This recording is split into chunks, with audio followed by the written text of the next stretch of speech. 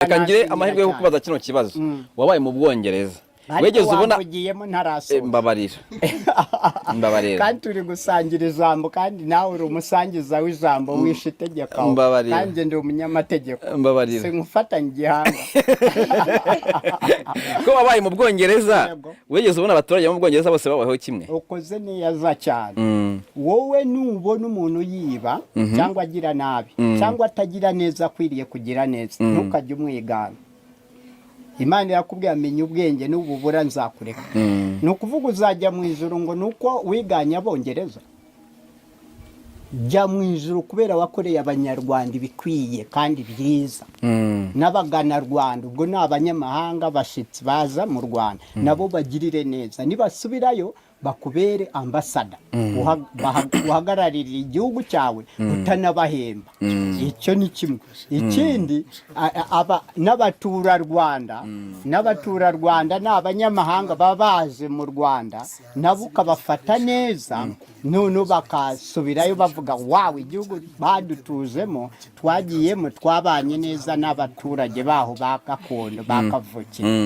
Urumva rero ni muri urwo rwego rero nabaye nshimiye Sarongo ko yemera ko hari ibitagenda mu Rwanda ni byiza cyane. Ntago ari mu Rwanda gusa ibyo hanze tubyihore kuko turi ku mpamvu nziza nyinshi 200 mu Rwanda kuko ari kudefanda pike ibya pike ntigeze ajya kudefanda Museveni aracyadefanda ibyaka gasozi k'abakuru n'abakurambere aravuga iby'igihugu ntago adefanda pike nyine we avuze ko byose babikesha werega ni washimira kandi nge nagarutse nerekana ko byose tubigeraho kubera ingengo y'imari y'abene gihugu bose imisanzu mwese mwatanze imisanzu ari muyitanga wenyine. Turacyakomeza icya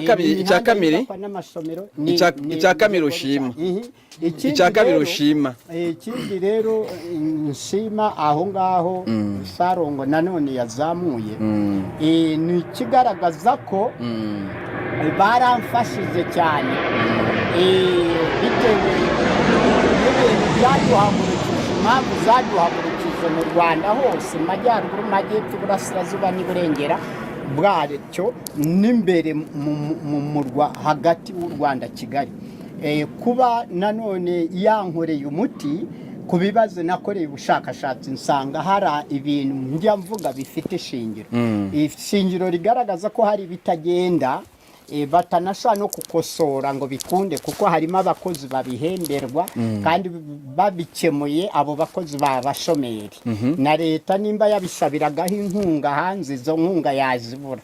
Ubwo ni ukuvuga nanone bubatse ibigo by'iwawa byinshi bubaka kwa Kabuga henshi bafunze urubyiruko rwinshi ntibabashize mu mashuri ngo babubakira amashuri babashire mu mashuri ahubwo bagiye kubafunga bagufunga inshuro ya mbere bakurekura ugenda nta bushobozi bagwaye na cya kindi bagufungiye kidakemutse none bongera bagufatira inshuro ya kabiri bongera bakugarura yo bagufunze inshuro ya gatatu zikikubaho wa mwana ufungiwe wawa cya kwa Kabuga n'ahandi bitwe ngo inzererezi ba Marini n'abandi ya gatatu ntajya ayongera kugaragara.